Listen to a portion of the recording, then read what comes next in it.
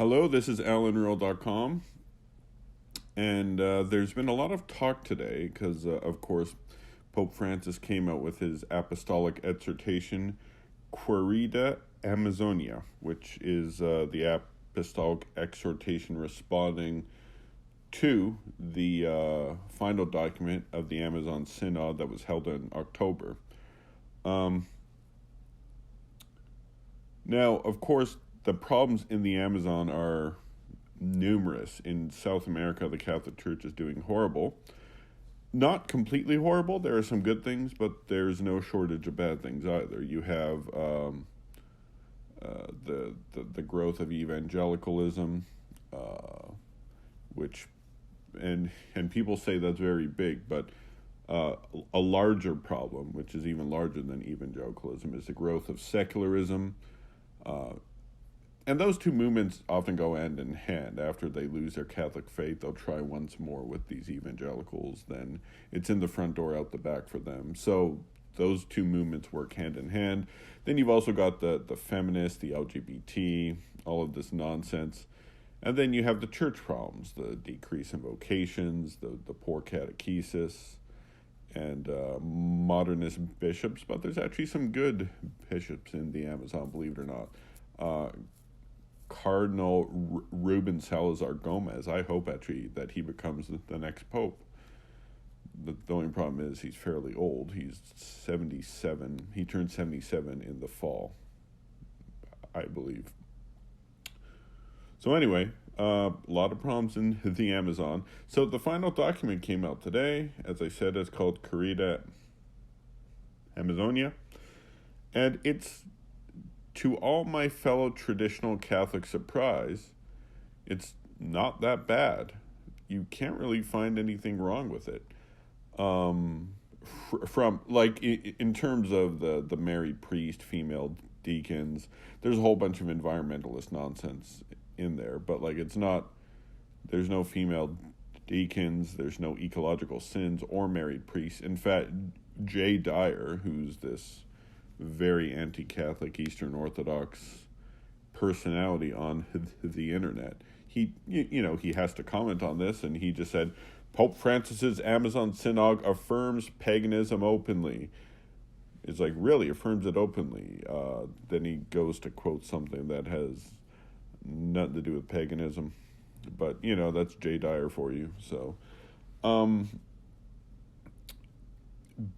before I get to the whole issue with the viri probati, I just want to say something about the document. Of course, Pope Francis talks about a lot of the exploitation of the poor by the rich. And if this is the case, yeah, sure, this is happening in the Amazon region, but this is happening all over the globe, So why is this the case? How come he doesn't ever condemn usury? Usury is the main difference between the rich and the poor, and it widens the gap, Like if you go to any downtown, like I live a few blocks from downtown. There's high, skyscrapers there, like office buildings, and a lot of them are owned by banks. And how do they get like that? Well, those fancy buildings are built with the compound interest for some poor or middle-class family living out in the suburbs. Their compound interest is making those fancy buildings. Why doesn't he ever do this if he's so concerned about the poor? And that's because I think, no. He just thinks you got to put socialism in charge. That's what I think. I'm not 100% sure on that, but there's no reason why he shouldn't be condemning usury. Okay, now the whole issue, the whole issue with the female deacons was squashed.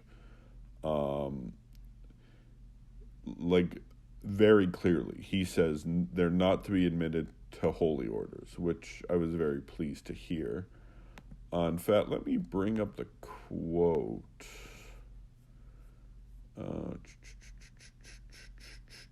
Okay. Because, okay.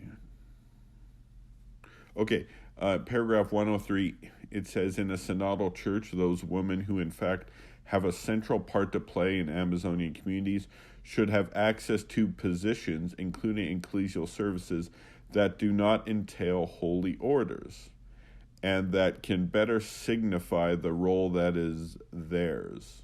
Woo, how anti-feminist. And if you want proof of this, there's a the National Catholic Reporter, also known as National Catholic Historitor, has an article by Heidi Schlumpf called "Disappointment Disappointment, Outrage Over Papal Document on the Amazon," and oh man, it was just beautiful. It's a bit of Schadenfreude on my part, because it talks about these people that are so disappointed. I had my heart set on female. It's like I felt called to the diaconate. This is talking about a woman who works at a parish in in North Carolina.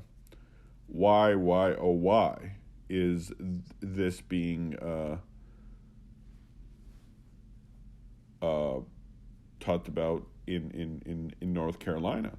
I thought this was just for the Amazon, because we know that these things are going to be implemented worldwide, or at least attempted to be implemented worldwide. And so, leading up, now let's go the controversial thing: the married priest, the viri probati. In other words, certain men who are permanent deacons will be ordained, or could potentially be ordained as a priest, to service remote communities that don't often have access to the Eucharist. And the document didn't say anything about that. Now, about a week ago, maybe a bit more, there was a supposed leak. I didn't read it, but a leak. Roberto De Mattei pointed out that, it's going to allow the viri probati. But this document doesn't have anything about viri probati in it. So it was a false alarm. And in addition to this, you also have the German bishops who are doing their whole synodal way thing against the wishes of Cardinal Ouellet and the Vatican. So, and then of course you had the whole debacle with Pope Emeritus Benedict XVI and Cardinal Sarah co-authoring a book on celibacy in the clergy. So it was the perfect storm. Was that thing that Roberto De Mattei pointed out supposed to be in the document? I don't know. But the point is, it's not in there now. There is no permission for viri probati. So, and I'm happy. Like, don't get me wrong, there's a lot of environmentalist, tree-hugging nonsense in this document, but that's just, it's annoying, but it's, I can overlook that. Just keep the priestly celibacy intact, and shut down the female deacons, no ecological sins. It does talk about having a church with an Amazonian face. And I've never understood that, because the people of the Amazon have Amazonian faces, and they're attending the church. So, I mean, it's so stupid. It's such squishy language that's just prone to abuse. So, overall, am I happy? Yes. Now, there is kind of if you have been on social media, the trads are divided. Some say it's a victory, and some say, whoa, not so much, back the truck up. It says this in paragraph 2. During the synod, I listened to the presentations and read with interest the reports of the discussion groups. In this exhortation, I wish to offer my own response to this process of dialogue and discernment. I will not go into all the issues treated at length in the final document, nor do I claim to replace that text or to duplicate it. I wish to merely propose a brief framework of for reflection that can apply concretely to the life of the Amazon region, a synthesis of some of the larger concerns that I've expressed in earlier documents and that can help guide us to a harmonious, creative, and fruitful reception of the entire synodal process.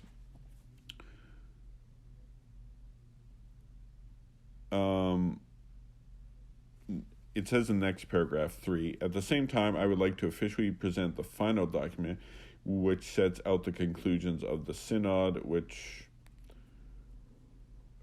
profited from the participation of many people who know better than myself or the Roman Curia the problems and issues of the Amazon region. Since they live there, they experience its suffering, and they love it passionately.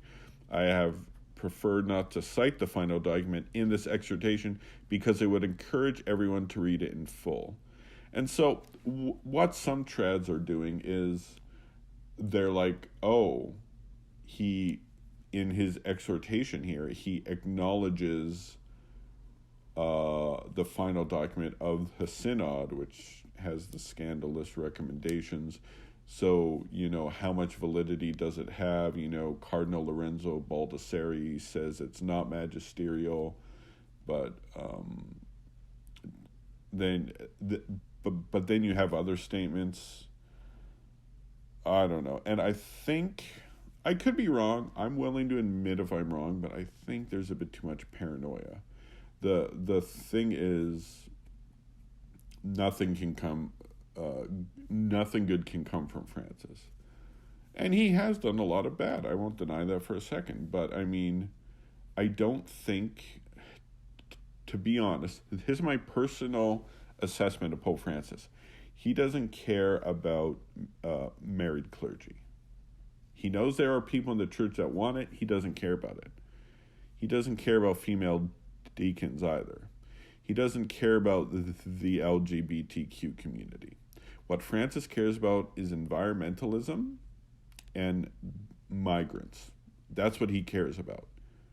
Now, he's a big believer in democracy. He believes everyone should have a voice. But just because you have a voice, it doesn't mean your opinion goes through. And look, pretty much he only promoted environmentalism in this thing, which was his thing. That's what he's about. That's one of his points that he cares about. So, is this a... and I wish he wasn't obsessed with it, but the truth is he doesn't care about married clergy. I don't believe he cares about it. I don't believe he cares about the LGBT community. Is he soft on the issues? Yes, but I don't think he cares about it. So, so I don't find this... I think we won this round. All the praying the rosary for the Amazon Synod paid off. We have a big thanks to go to in terms of the bishops, Archbishop Vigano, Bishop Athanasius Schneider, Cardinal Mueller, Cardinal Sarah, Cardinal Burke, and many more bishops who I can't name now. They did hard work, and we gave them our prayer support. And so,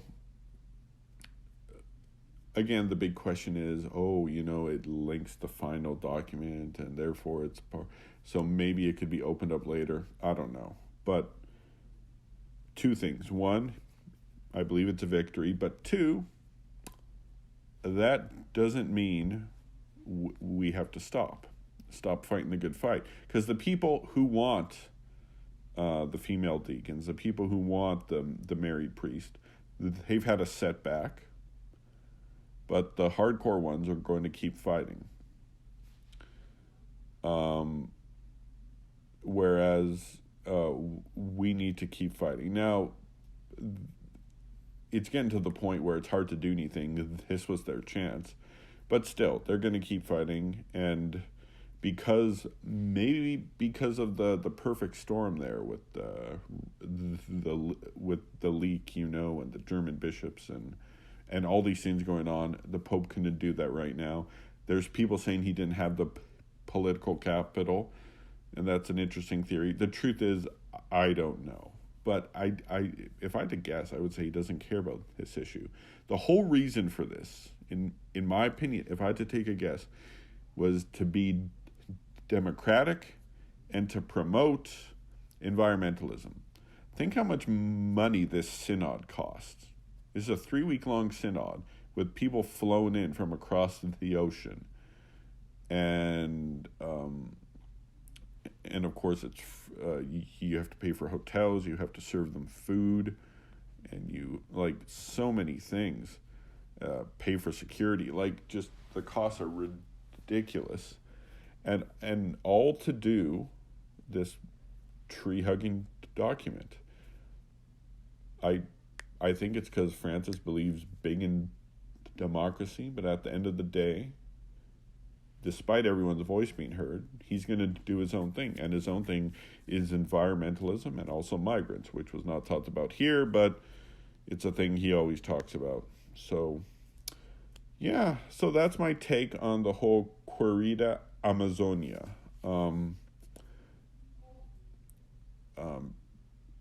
If you have any feedback, write in the comments below. And this is Allan Ruhl signing off from allanruhl.com. God bless.